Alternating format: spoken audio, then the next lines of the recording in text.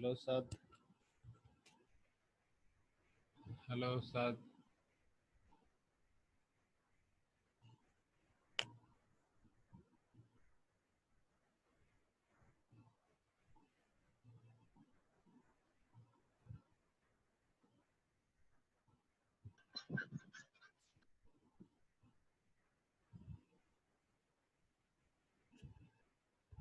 Hello साद।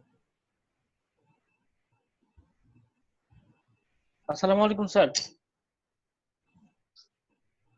ভালো আছো? জি sir, আলহামদুলিল্লাহ স্যার, আপনি ভালো আছেন স্যার? হ্যাঁ।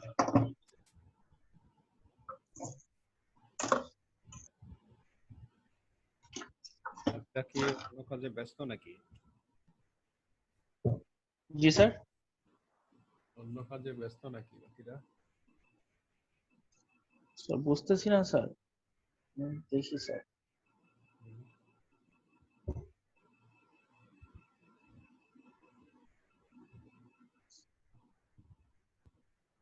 ওয়ান জে কে 6U2 এটা কে?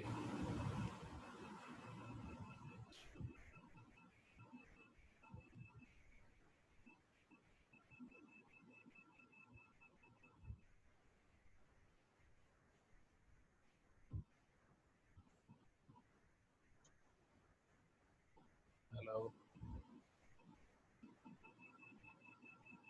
ওয়ান জে কে 6U2V5I এটা কে?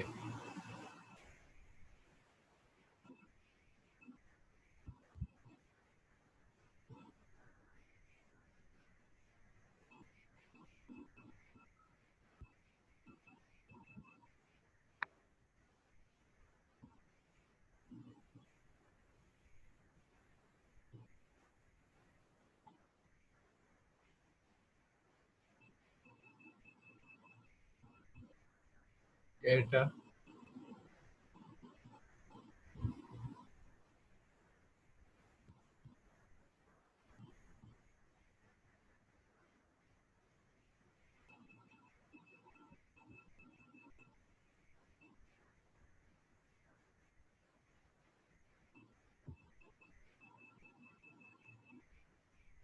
সাদ,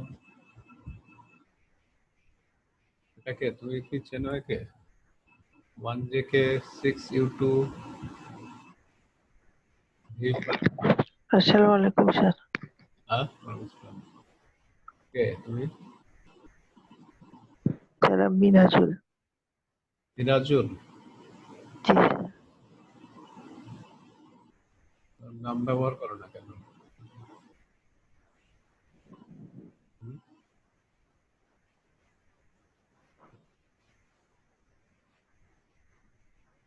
নাম ব্যবহার করতে কোনো প্রবলেম? না স্যার, এখানে নামের অপশনটা আসে নাই।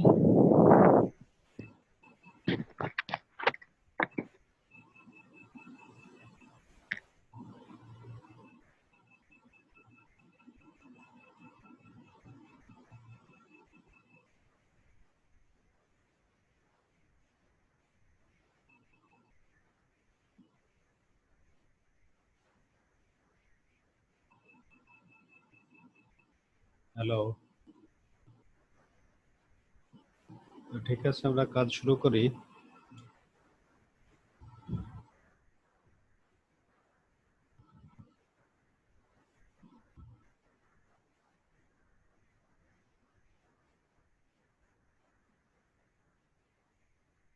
কাজ শুরু করি আমরা।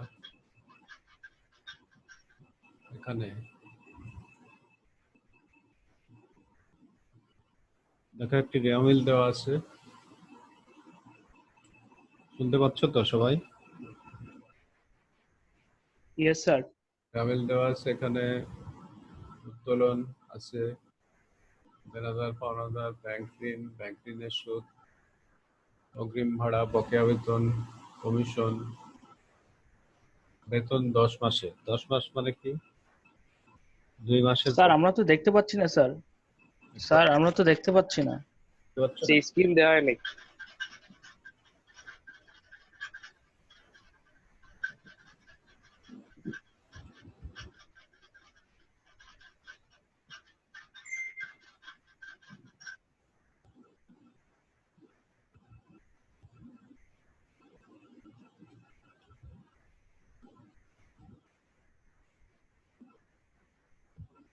এবার দেখতে পাচ্ছ জি স্যার। এখানে একটা রেওয়ামিল দেওয়া আছে, তাই না? এখানে উত্তোলন মূলধন, দেনাদার, পাওনাদার, ব্যাংক ঋণের সুদ, অগ্রিম ভাড়া, বকেয়া বেতন, কমিশন, ডেবিট এবং ক্রেডিটে, তার মানে একটি হচ্ছে ব্যয় আর একটি হচ্ছে আয়। বেতন 10 মাস বলা আছে, তার মানে 2 মাসের বকেয়া আছে। 2 মাসের বকেয়া নির্ণয়ের জন্য কি করবা? 40,000-কে 10 দিয়ে ভাগ করে 1 মাসের বের হবে, তাকে 2 দিয়ে গুণ করলে 2 মাসের বের হবে। এটার স্ক্রিনশট নাও রেওয়ামিলের।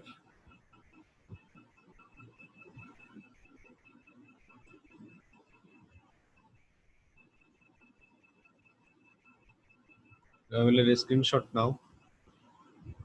স্যার ব্যাংক ঋণ একসাথে 13 স্যার, এটা কি স্যার 13 হবে না 15 হবে? এটা আমাদের সমাধান দেখলেই বুঝতে পারবা কত হবে, ঠিক আছে?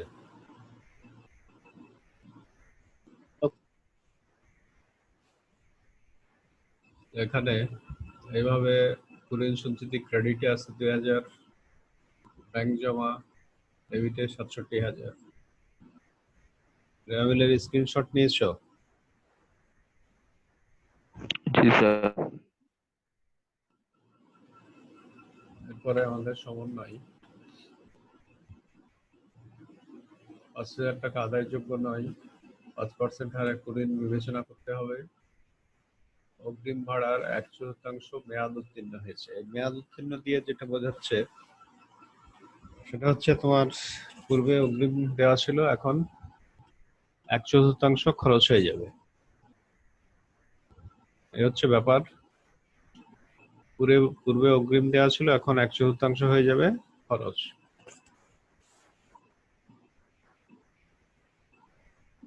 এটার স্ক্রিনশট নাও।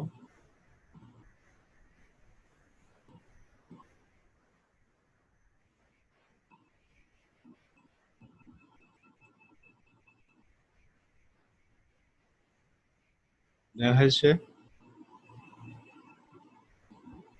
জি স্যার। তারপরে এখন আমরা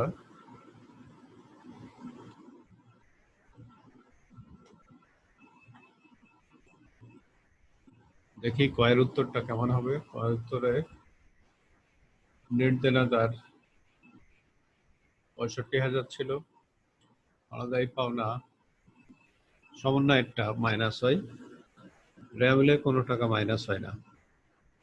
সমন্বয়ের অনুযায়ী পাওনা 5,000 মাইনাস, আর নতুন পাওনা সঞ্চিতি 60,000-এর উপরে 5% বিবেচনা করবা। 5% বিবেচনার জন্য 60,000 গুণ 5/100 এই সূত্র দিয়ে নির্ণয় করবা। তাহলে নতুন পাওনা সঞ্চিতি 3,000 মাইনাস হবে। মাইনাস হওয়ার পর নেট দেনাদার দাঁড়াচ্ছে 57,000-এ। নেট দেনাদার মানে দেনাদারের সর্বশেষ অবস্থা। এটার স্ক্রিনশট নাও।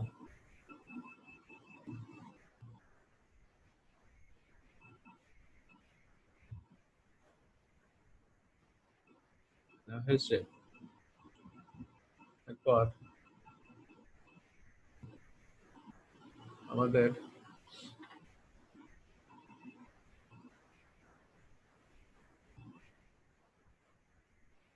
প্রশ্নে মনে করো বলা আছে যে মোট মুনাফা, এখানে প্রশ্নে বলে দিচ্ছে যে মোট মুনাফা 90,000 উল্লেখ আছে,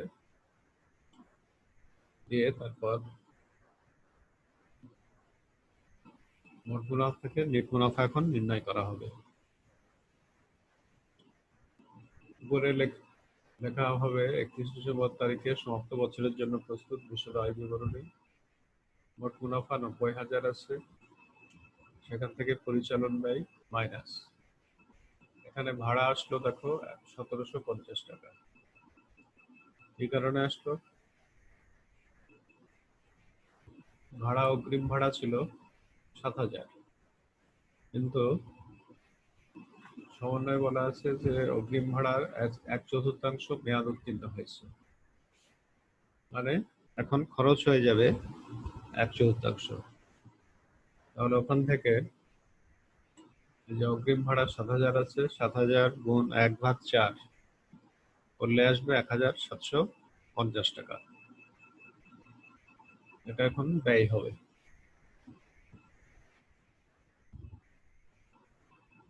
কুরিন 5,000, নতুন কুরিন সঞ্চিতি যোগ হচ্ছে 3,000, বাদ পুরাতন কুরিন সঞ্চিতি 2,000, বাদ দিলে হয়ে যাচ্ছে 6,000 টাকা। এখানে এই কুরিন সঞ্চিতির যে ফরম্যাট থাকে, এই ফরম্যাটটা তৌহিদুল ইসলাম বলো দেখি, এই কুরিন সঞ্চিতির ফরম্যাটটা কি হয় বা কি পদ্ধতিতে লেখা হয়, কোথা থেকে কোনটা আসে?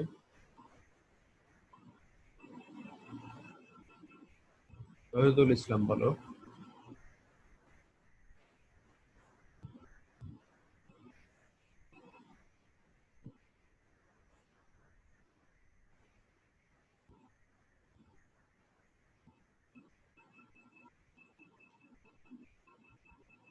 তৌহিদুল ইসলাম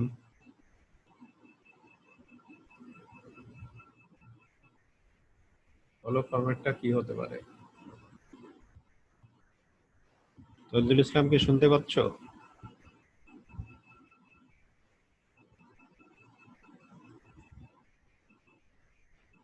এরপর কুরিনের ব্যাপারটা হচ্ছে যে রেওয়ামিলের ডেবিটেই থাক আর সমন্বয় থাক, এটি প্রথমে লিখতে হয়। লেখার পর যোগ নতুন কুরিন সঞ্চিতি, সাধারণত পার্সেন্টেজ আকারে যা থাকে সমন্বয়ে সেটি যোগ হয়, আর পুরাতন কুরিন সঞ্চিতি হচ্ছে রেওয়ামিলের ক্রেডিটে যা থাকে সেটি মাইনাস হয়। এইভাবে আবার নতুন পুরাতন মিলে এইভাবে কুরিন সঞ্চিতির সমন্বয়টি বিবেচনা করা হয়। এখানে আমাদের এই অঙ্কে 8,000 থেকে 2,000 বাদ দিয়ে আসতেছে 6,000। বেতন ছিল 40,000, 2 মাসের বকেয়া, 2 মাসের বকেয়া বের করবা, ভাগ 10 গুণ 2 করলে চলে আসবে 48,000। যে টোটাল সবকিছু মিলিয়ে পরিচালন ব্যয় হলো 58,750 টাকা।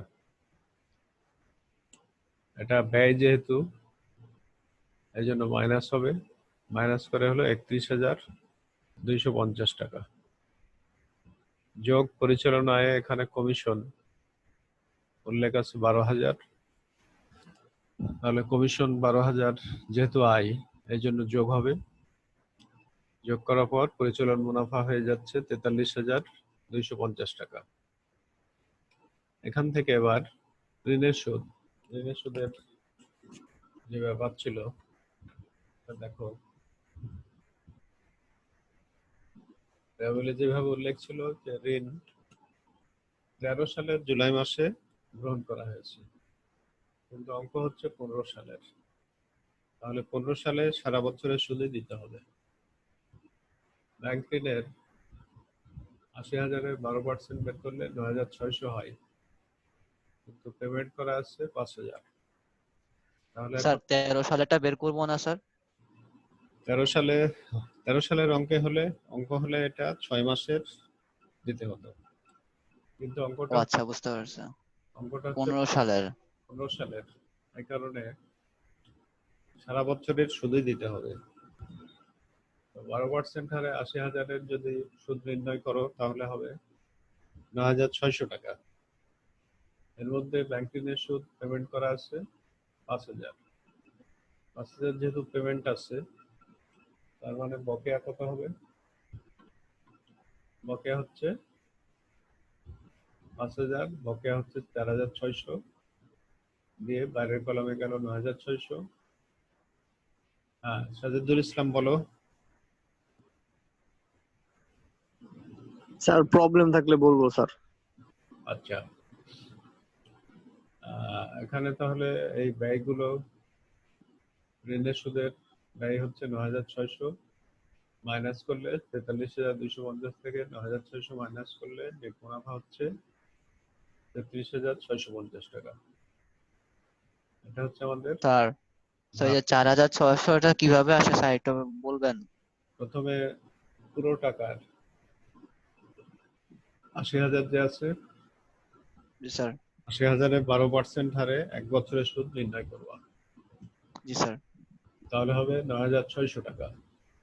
জি স্যার। ৯,৬০০ হচ্ছে 1 বছরের সুদ। ও আচ্ছা, বুঝতে পারছি স্যার। এর মধ্যে পেমেন্ট করা আছে কত? 5,000। ৫,০০০। তাহলে বকেয়া হবে 4,600। ১,৬০০। এই ১,৬০০ বকেয়া, এটা যেহেতু ব্যয়, এটি মাইনাস করা হলো। ৯,৬০০ মাইনাস করলে নেট মুনাফা হয়ে যাচ্ছে ৩৩,৬50 টাকা। এরপরে আমাদের গ নম্বরে আর্থিক বিবরণী তৈরি করা হবে। সেখানে আমরা নেট দেনাদার পেলাম চলতি সম্পদ, এর মধ্যে নেট দেনাদার ক নম্বরের উত্তর থেকে পেয়েছি ৫৭,০০০। অগ্রিম ভাড়া ছিল ৭,০০০। এর মধ্যে মেয়াদ উত্তীর্ণ হয়ে গেছে, মানে এখন আর অগ্রিম নাই, ১,৭৫০। তাহলে হয়ে যাচ্ছে ৫,২৫০। ব্যাংক জমা ৬৭,০০০।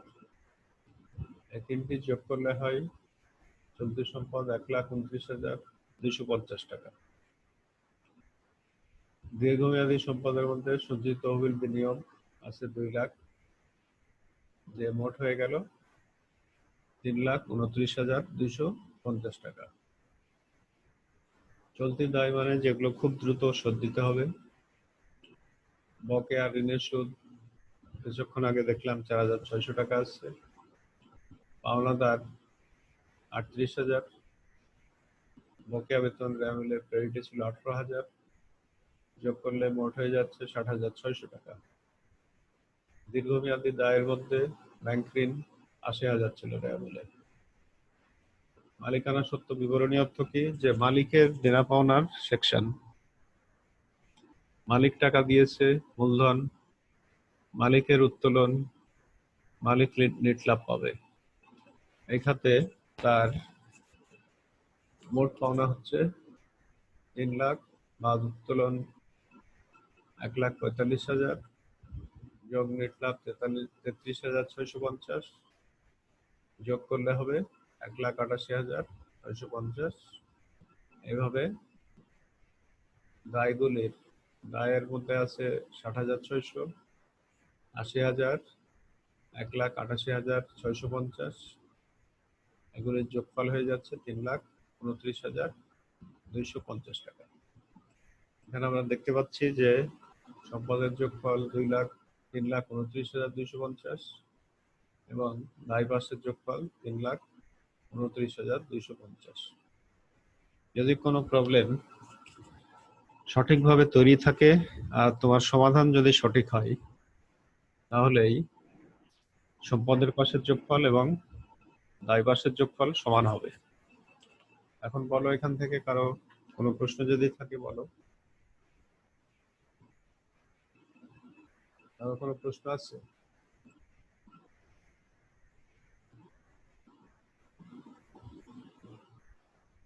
নাফিজ নূর,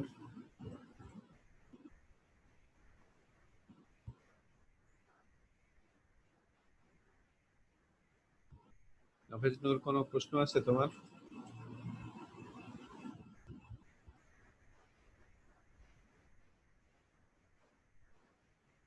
কারো কোনো প্রশ্ন আছে বলো, প্রশ্ন যদি থাকে।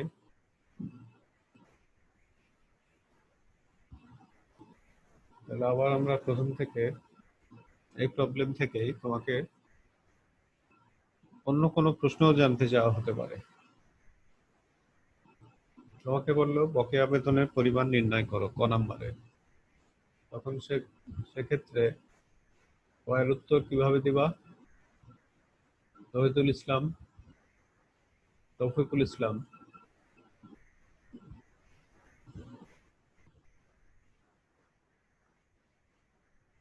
কয়ের উত্তর কিভাবে দিবা?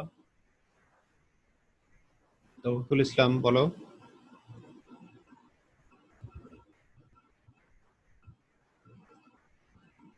জুনায়েদ,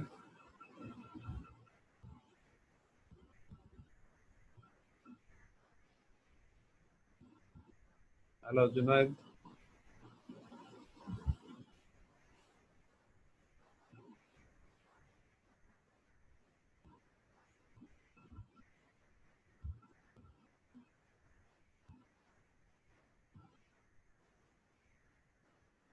বকেয়া বেতন যদি জানতে চাওয়া হয় তাহলে সাদ, বকেয়া বেতনের পরিমাণ কি বলবা?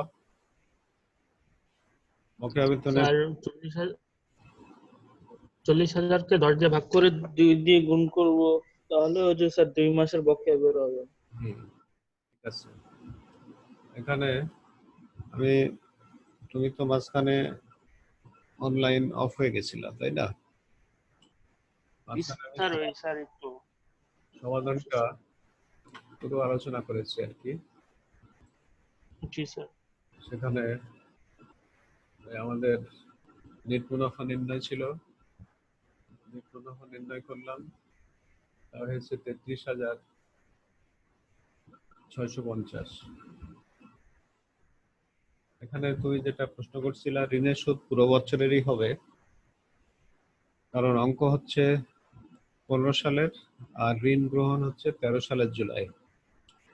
13 সালের জুলাই হবে 6 মাসের সুদ, কিন্তু 15 সালে ঠিকই তোমার ইয়া হবে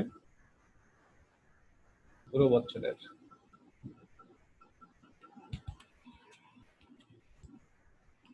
13 সালে হচ্ছে ঋণের সুদ 6 মাসের, কিন্তু 15 সালের অঙ্ক যেহেতু 15 সালে পুরো বছরের সুদই দিতে হবে। এরপরে আমাদের আর্থিক বিবরণী ছিল, সেখানে টোটাল দেখা যাচ্ছে দুই দিক বের হয়েছিল 3,29,250 টাকা। নেট দেনাদার লেখা হয়েছিল ক নম্বরের উত্তর থেকে। অগ্রিম ভাড়া ছিল 7,000, এর মধ্যে মেয়াদ উত্তীর্ণ 1,750 মাইনাস। মেয়াদ উত্তীর্ণ মানে কি, অগ্রিম ভাড়া আগে দেয়া হয়েছিল, এখন খরচ হয়ে যাচ্ছে 1,750, তাহলে অগ্রিম ভাড়া থাকবে 5,250 টাকা। ব্যাংক জমা গ্রামীণ থেকে নেওয়া হয়েছিল 67,000, টোটাল 1,29,250। সঞ্চিত তহবিলে বিনিয়োগ 2 লাখ। হ্যাঁ বলো। স্যার বেতন যেমন দেওয়া আছে স্যার 10 মাস, ওখানে যদি স্যার 10 মাস না থেকে 80% দেওয়া থাকতো তখন কি করতাম স্যার? তখন 80 দিয়ে ভাগ আর 20 দিয়ে গুণ করে বকেয়া নির্ণয় করতাম। 80 দিয়ে ভাগ আর 20 দিয়ে গুণ করে বকেয়া নির্ণয় করতাম। বকেয়া নির্ণয়। ওই বকেয়া পরিচালন ব্যয়ের স্যার মধ্যে যোগ হতো, আবার চলতি দায়ের মধ্যে দেখাতো বকেয়া বেতন। হ্যাঁ কিছু বলতেছিলা? মানে স্যার যেটাই পার্সেন্টেজ থাকবে ওটাই স্যার ওই ভাগ করব আর বাকিটাকে স্যার গুণ করব। হ্যাঁ, তাহলে আমরা বলতে পারি যদি 70% থাকে তখন 70 দিয়ে ভাগ আর 30 দিয়ে গুণ। ঠিক আছে, স্যার ওই ইয়েস স্যার। ক্ষেত্রে 70 দিয়ে ভাগ আর 30 দিয়ে গুণ করে বকেয়া আসবে। তো তারপরে যেটা বলতেছিলাম, চলতি দায় বকেয়া ঋণের সুদ আছে 4,600, পাওনাদার 38,000, বকেয়া বেতন ছিল 18,000, দিয়ে টোটাল 60,600। দীর্ঘমেয়াদী ঋণ 80,000। মালিকানা সত্ত্ব বিবরণী হচ্ছে মালিকের দেনা পাওনার অংশ যেখানে লেখা হয়। মূলধন ছিল তার 3 লক্ষ, উত্তোলন ছিল 1,45,000 মাইনাস, আর নেট লাভ 33,650। এইভাবে হতো। এখন আমাদের একই প্রশ্ন থেকে আমরা আরো কয়েকটি বিষয় আলোচনা করি। যদি আমাদের জানতে চাওয়া হয় মুনাফা জাতীয় আয়ের পরিমাণ নির্ণয় করো, কয়ে মুনাফা জাতীয় আয়ের পরিমাণ নির্ণয় করো, জানতে চাইলে তখন মুনাফাজাত আয়ের পরিমাণ কত হবে এটা কে বলবা?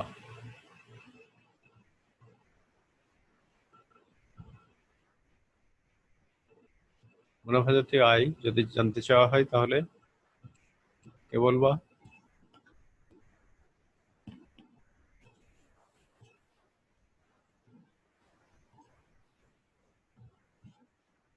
মুনাফাজাত আয়ের পরিমাণ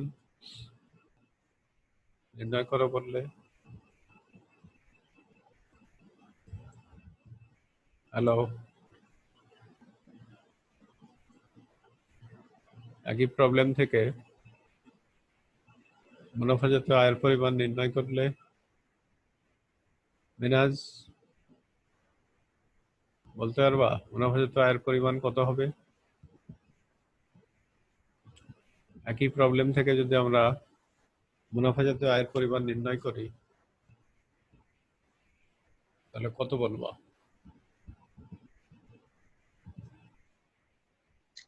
সৈয়দ মিনাজ,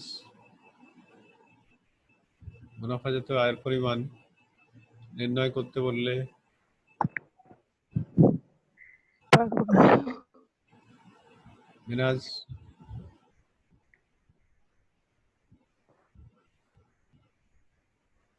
মুনাফাজাত আয়ের মধ্যে এখানে হবে কমিশন 12,000,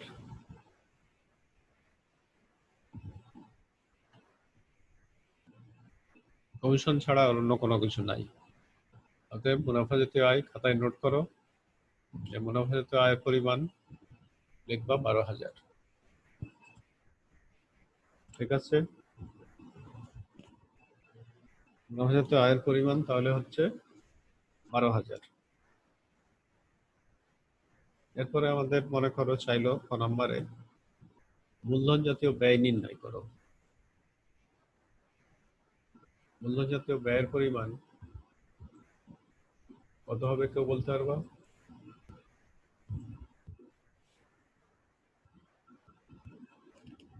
মুনাফাজাত ব্যয় যদি চাই তাহলে কত হবে?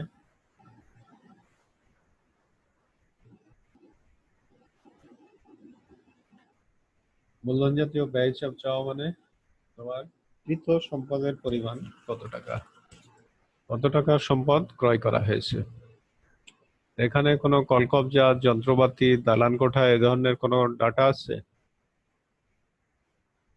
এ ধরনের কোনো ডাটা নাই, তাহলে মূলধন জাতীয় ব্যয়ের পরিমাণ হবে 0 টাকা। মুনাফা জাতীয় ব্যয়ের পরিমাণ নির্ণয় করো বললে তার উত্তরে কি হবে? যদি মুনাফা জাতীয় ব্যয়ের পরিমাণ চাওয়া হয়, কেউ বলতে ইচ্ছুক? ইচ্ছুক হলে বলো। কেউ যদি বলতে ইচ্ছুক হও মুনাফা জাতীয় ব্যয়ের পরিমাণ যদি জানতে চাওয়া হয়, মুনাফা জাতীয় ব্যয়ের পরিমাণ কত টাকা জানতে চাওয়া হলে কি বলবা?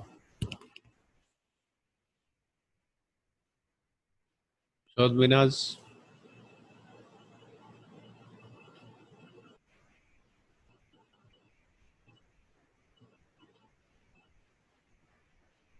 মুনাফা জাতীয় ব্যয়ের পরিমাণ হবে যত ধরনের ব্যয় আছে এখানে এই ব্যয়গুলি। ব্যয়ের মধ্যে আমরা পাচ্ছি ভাড়া।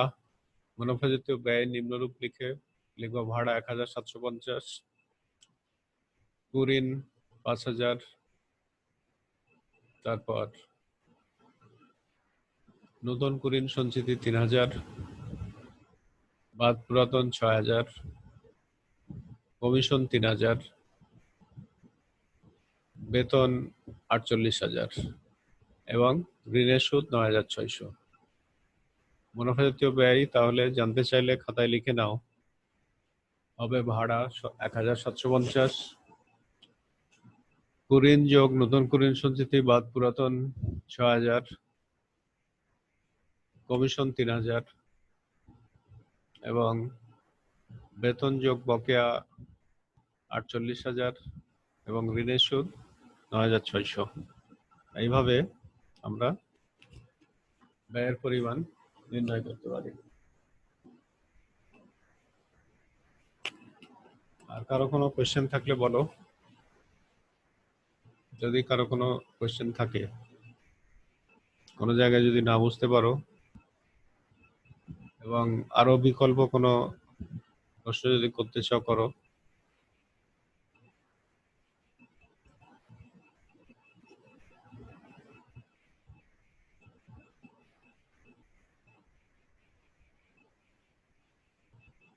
হ্যালো, কারো প্রশ্ন আছে কোনো?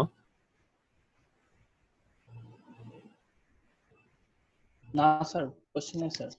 আমি লাস্টে যে মুনাফা জাতীয় ব্যয় নিয়ে আলোচনা করলাম, এটা বুঝতে পেরেছো তুমি? জি স্যার, জি স্যার।